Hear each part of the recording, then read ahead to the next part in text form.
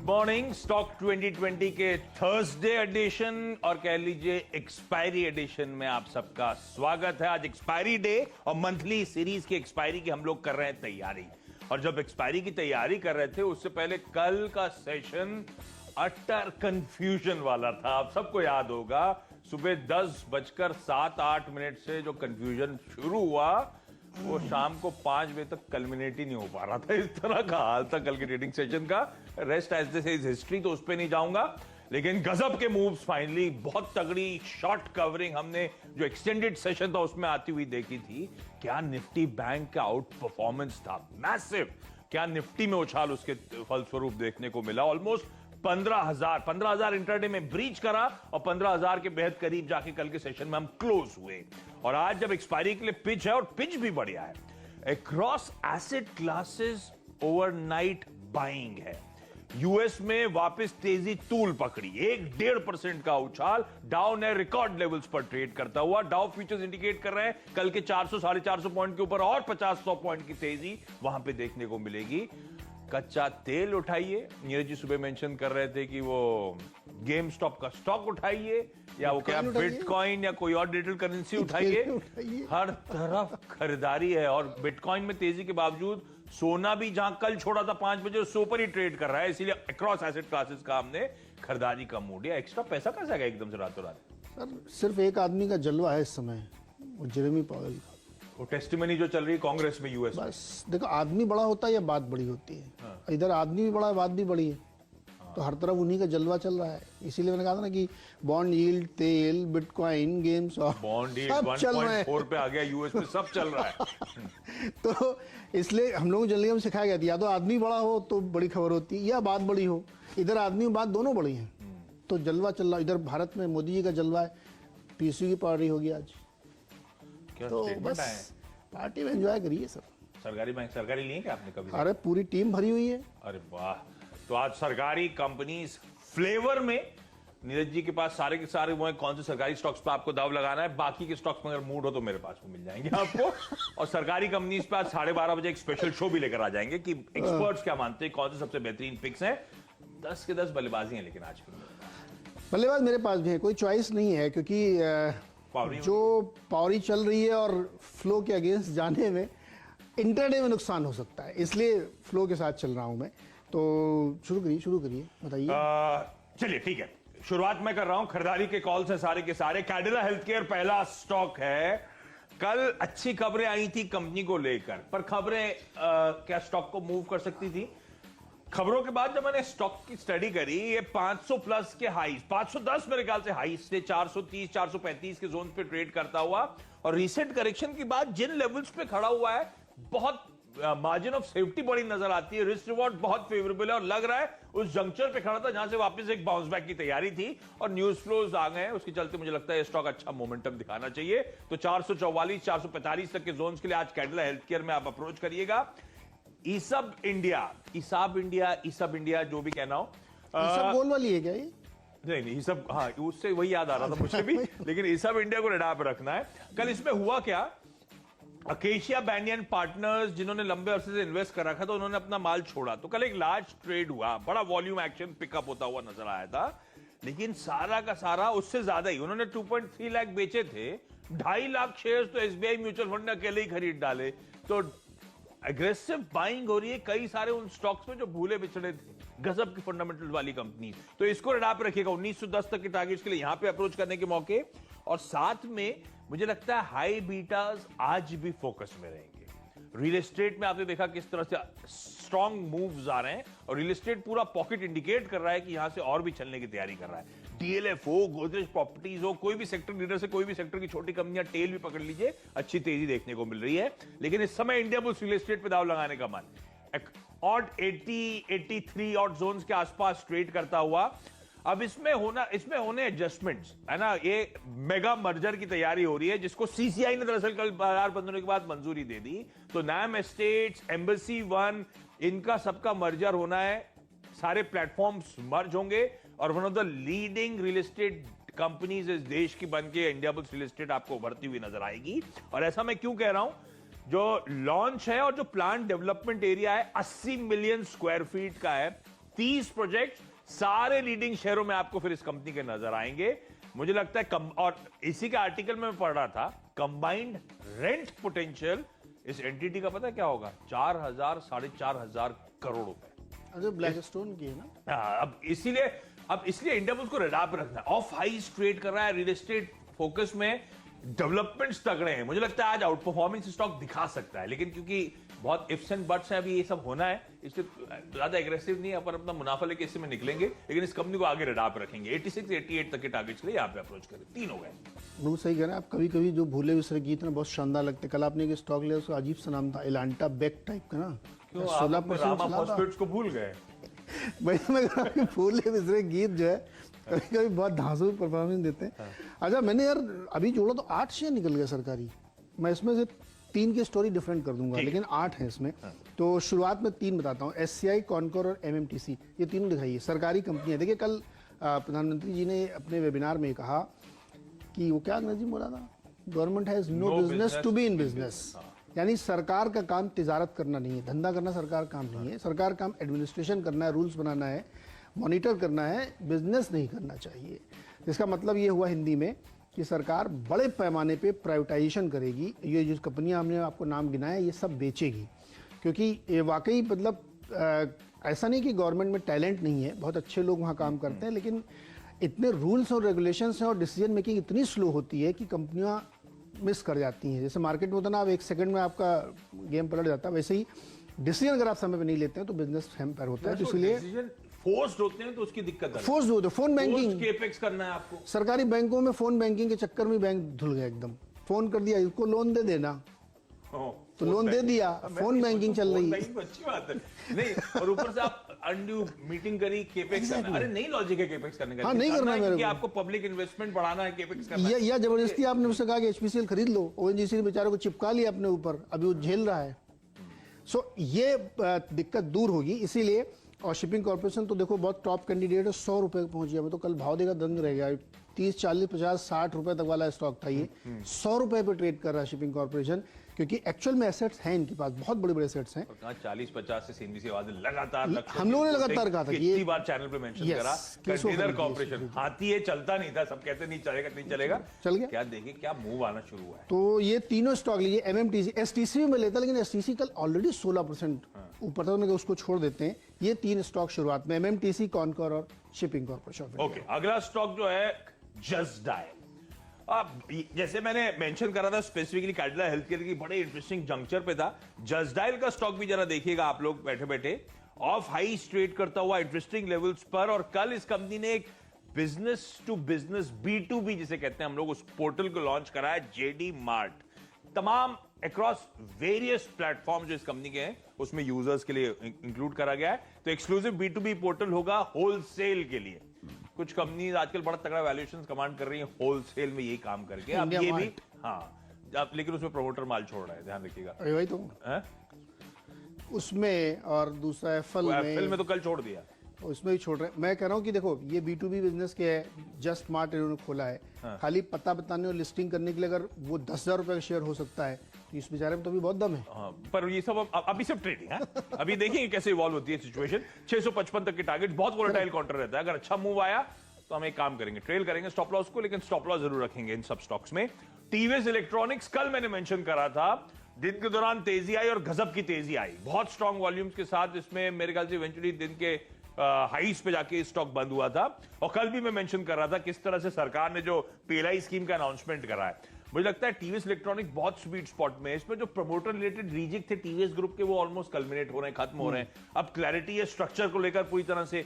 Parentage बहुत strict है TVS Iyengar group की कंपनी, और ये कंपनी ऑलरेडी उस स्पेस में है जिस स्पेस के लिए PLI स्कीम का अनाउंसमेंट हो रहा है। बनाते हैं, बेचते हैं, जानते हैं सब लोग इसको। मुझे लगता है इसीलिए सब स्टॉक्स अच्छा मूव दिखाएंगे। बस डिपेंड करता है इस कंपनी की मैनेजमेंट, प्रमोटर्स किस हद तक इनकैश कर पाते हैं उस PLI के बेनिफिट्स को।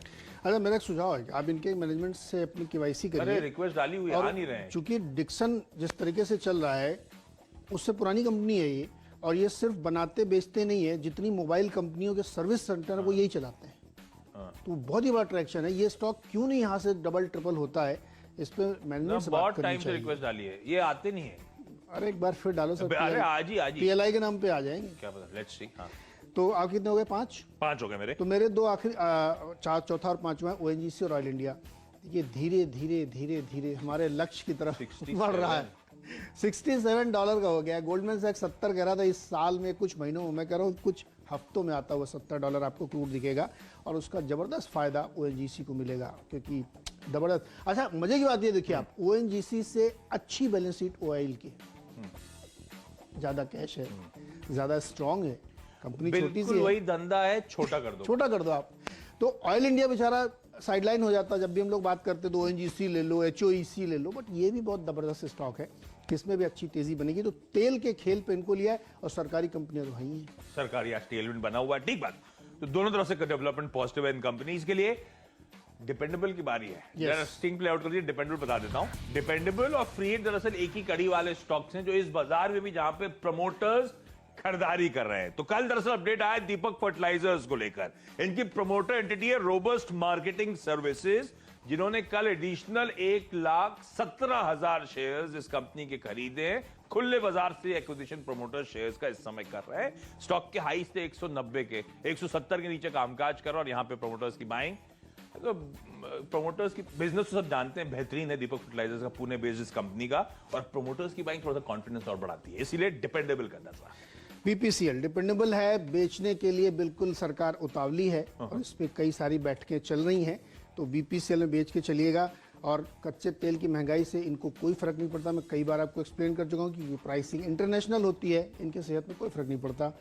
कितना भी क्रूड ऊपर जाए, ये पास ऑन कर देते हैं सीधे धीरे से आपको। आजकल तो मार्केटिंग मार्जिन भी बढ़िया हो रहे हैं। बढ़िया।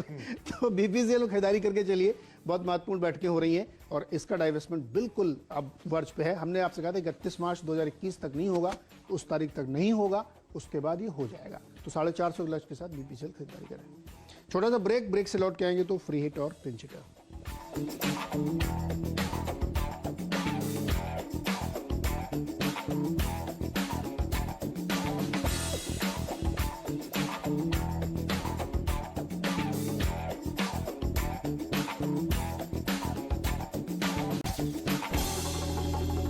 स्वागत है एक बार फिर से आपका। और अब बारी है फ्री हिट और पिंच हिटर की। इसमें दो और सरकारी कंपनियां जो बेचने के लिए बिल्कुल तैयार है, बीएचईएल और आईटीडीसी, और इन दोनों कंपनियों को भी सरकार बेचना चाहती है। देखिए बीएचईएल अभी चला नहीं है, अभी बहुत अंडर वैल्यूड है स्टॉक ये, तो यहाँ से ये बहुत अच्छी रैली आपको दिखाएगा। यहाँ पे आप खरीदारी करके चलिए। और आईटीडीसी होटल वाली कंपनी है, अशोका होटल्स, तो कुछ होटल तो इन्होंने राज्य सरकारों को दे दिए थे, कुछ अभी भी इनके पास मार्की प्रॉपर्टी है। इसको बेचना सबसे आसान है क्योंकि इसमें झंझट नहीं है कोई। मुझे लगता है इसको भी बेच के चलिए, खरीदारी करके चलिए। यहाँ पे दोनों भी डाइवेस्टमेंट वाले कैंडिडेट हैं। दोनों ही दिल्ली की प्रॉपर्टीज सारा वैल्यूएशन ले जाएंगी, गजब की प्रॉपर्टीज हैं। मंगलम सीमेंट फ्री हिट के तौर पे मैंने हाईलाइट करा था दीपक फर्टिलाइजर्स प्रमोटर्स की बाइंग, और फ्री हिट में भी बिल्कुल सेफ सीमेंट आउट परफॉर्म कर रहा है रह कर। मंगलम सीमेंट में कल प्रमोटर्स ने खुले बाजार से खरीदारी करी है। खरीदारी हो रही है दोनों ही स्टॉक्स में, इसीलिए दोनों को मेंशन कर रहा हूं, एक को डिपेंडेबल, एक को फ्री हिट। इस स्टॉक में 281 के टारगेट्स के लिए अप्रोच करिएगा।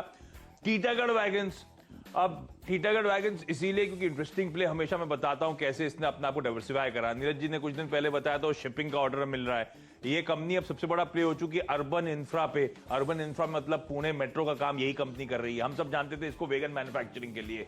कल एक और खबर आई, कल वो रेलवेज ने कहा शॉर्ट डिस्टेंस के फेयर्स बढ़ा रहे हैं। हाँ, बढ़ा इसलिए रहे हैं कि कोविड में वो नहीं चाहते कि नॉन एसेंशियल ट्रैवल हो। ये वापस लेंगे क्या जो बढ़ा हुआ फेयर है बाद में? अनलाइकली है, बढ़ने के बाद कुछ ये अनलाइकली है। तो ये सब मुझे लगता है इंटरेस्टिंग है। 52 तक के लेवल्स के लिए यहाँ पे अप्रोच करिएगा। और एक काम कर लेते हैं, ब्रेक ले लेते हैं। ब्रेक के उस पार वो बचे हुए दो स्टॉक्स जिसे हम पावर प्लेस कहते हैं, उस पर बातचीत, कैप्टन चॉइस, और फिर टीम्स का एक क्विक रिकैप भी लेकर आएंगे। स्वागत है एक बार फिर से। अब आखिरी के दो स्टॉक्स में, एक है गोदावरी पावर एंड इस्पात। कल इसमें खबर इन्होंने दी एक्सचेंजेस को कि इन्होंने हाई ग्रेड आयरन और पेलेट्स जिसमें 65.5% फेरस होता है, वो चाइना को एक्सपोर्ट करने जा रहे हैं। इनको एक्सपोर्ट ऑर्डर मिलने 50,000 टन का पहला ऑर्डर मिला है। ये काफ़ी बड़ी खबर है इस लिहाज से कि यहाँ से चाइना को अब एक्सपोर्ट करेगी कंपनी। तो ये ऑर्डर की शुरुआत हुई है अभी। 50,000 टन का पहला ट्रेंच मिला है हाई ग्रेड आयरन और आयरन पेलेट्स के लिए, जो आगे और मिलते हुए दिखेंगे। तो यहाँ पे 600 की टारगेट से खरीदारी करके चलो। और अंत में कल वाला स्टॉक है रामा फॉस्फेट। कल हमने आपको बताया था कि इन्होंने अपने 50,000 टन का एक और यूनिट लगा ली है जिसमें कई तरीके की केमिकल से बनाएंगे, और स्टॉक कल 20% चल रहा, खुला ही नहीं, मार्केट बंद, स्टॉक सर्किट पे ऊपर और अंत तक नहीं खुला। आप पता नहीं कहाँ से ले आते हैं आजकल, बाजार को एकदम जाग जाता है बाजार। तो आज फिर ये स्टॉक धमाकेदार 20% था भैया कल ये स्टॉक। एचजी इंफ्रा इंजीनियरिंग को रडार पर रखिएगा, लगातार ऑर्डर्स बैक कर रही है और कल L1 बिडर आ गई है एनटीपीसी से, जो पॉन्डैश का ट्रांसपोर्टेशन है ना, उसके लिए ऑर्डर इस कंपनी ने बैक कर लिया है 298 के टारगेट्स।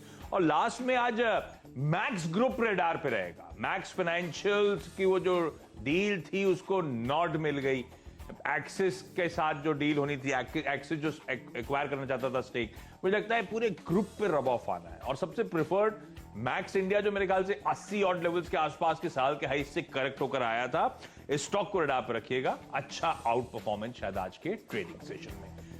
10 के 10 बल्लेबाज, नॉन सरकारी फोकस। देखो एक तो स्टॉक जो मैं अपनी टीम में लेना चाहता हूँ, उस पर हम लोगों ने काफी बात की, जस्ट डायल। हाँ। लेकिन अब उसकी बातचीत हो चुकी। दूसरा स्टॉक है दीपक फर्टिलाइजर। फर्टिलाइजर स्टॉक्स बहुत अच्छा परफॉर्म करते हुए आपको दिखेंगे, और धीरे धीरे फर्टिलाइजर की जो कंपनियां, उनके भी प्राइवेटाइजेशन की कहानी आगे बढ़ेगी, आप देखिएगा। तो इस कंपनी को ध्यान में रखिएगा। इस कंपनी के लिए एक और अच्छी बात है कि गैस की सप्लाई जो इनको डेडिकेटेड मिलती है, उसके दाम काफ़ी कम हुए हैं। तो मुझे लगता है कि 174 का जो लक्ष्य आप दे रहे हैं बहुत ईजी है, आराम से हासिल होना चाहिए, खरीदारी करके चलें। मेरी टीम देख के बताइए क्या पसंद है। सरकारी में फोकस है और ये पॉकेट शायद शुरुआत में हरकत में रहे, पर ये इंटरेस्टिंग है कि ओएनजीसी, ऑयल इंडिया ना सिर्फ सरकारी, बल्कि इनके लिए ज्यादा अच्छी टेलमेंट बनती है वो कच्चा तेल जो $67 के लेवल्स को ब्रीच कर रहा है। तो अपस्ट्रीम ऑयल कंपनीज को रडार पर रखना है। ऑयल इंडिया से बेहतर पे नीरज जी खुद मेंशन कर रहे थे कि ऑयल इंडिया है, OIL है, क्योंकि छोटा धंधा, ज्यादा बेहतर बैलेंस शीट, ज्यादा बेहतर एसेट्स। तो मुझे लगता है ऑयल इंडिया को दाव लगाइए, वैल्यूएशन कंफर्ट पीयर्स के लिहाज से ज्यादा देता है और दोनों में आउट परफॉर्मेंस होगा, ये इस समय ज्यादा प्रेफर कर रहा हूं मैं।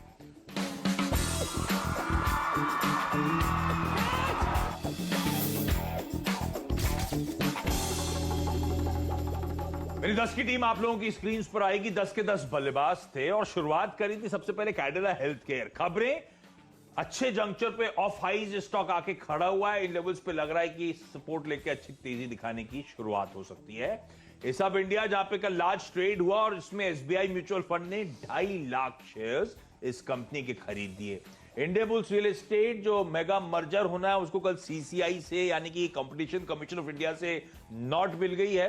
जो मर्ज्ड एसेट क्रिएट होना है वो बड़ी बड़ी दिग्गज रियल एस्टेट कंपनी होगी, ओमनी प्रेजेंट नजर आएगी आपको, और रेंटल एसेट्स होंगे उसके जो यील्ड देंगे करीब 4-4.5 हजार करोड़ रुपए के आसपास रेंटल एनुअलाइज बेसिस पे आपको नजर आएंगे। जस्ट डायल एक नया B2B प्लेटफॉर्म इन्होंने लॉन्च किया है। मुझे लगता है ये स्टॉक सही जंक्चर पे अच्छी खबर आती हुई अच्छा उछाल दिखा सकता है। टीवीएस इलेक्ट्रॉनिक्स से कल से कैरी फॉरवर्ड कर रहा हूं क्योंकि बेहतरीन प्रिंटेज वाली कंपनी, ये PLI स्कीम को जो नॉट मिला है बहुत पॉजिटिव है और ये कंपनी ऑलरेडी उस स्पेस में एक्टिव है। अब ये खैर मैनेजमेंट की बैंडविड्थ पे डिपेंड करता है, प्रमोटर्स की बैंडविड्थ पे डिपेंड करता है कितना फायदा उसका उठा पाते हैं, लेकिन मुझे लगता है ये स्टॉक अभी तो फिलहाल अच्छी खासी तेजी और दिखाएगा। डिपेंडेबल के तौर पे और फ्री हिट के तौर पे दोनों जो स्टॉक्स हैं, दीपक फर्टिलाइजर आपको स्क्रीन पे नजर आएगा और मंगलम सीमेंट, दोनों में कल प्रमोटर्स ने खरीदारी करी है। वो अपडेट्स आए कल बाजार बंद होने के बाद। टीटागढ़ वैगन्स अच्छी कंपनी, ऑफ हाइज ट्रेड कर रही है और रेलवेज अब दाम बढ़ा रहा है, फेयर्स बढ़ा रहा है फिलहाल for the time being short distance routes के लिए, लेकिन मुझे लगता है ये स्पेस एक्टिव हो सकती है।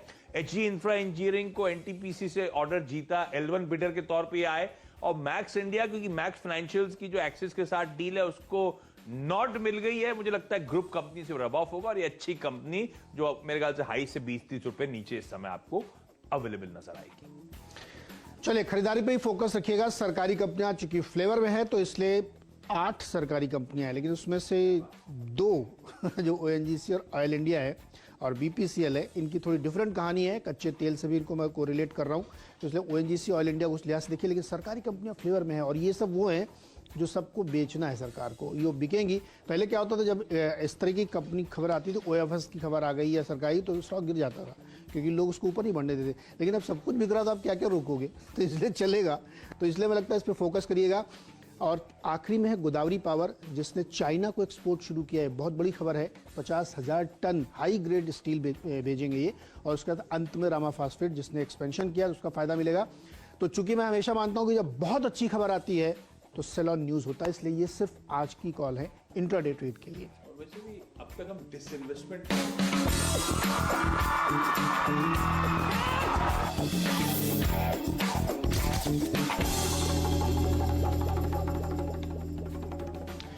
चलिए, मुनाफे की तैयारी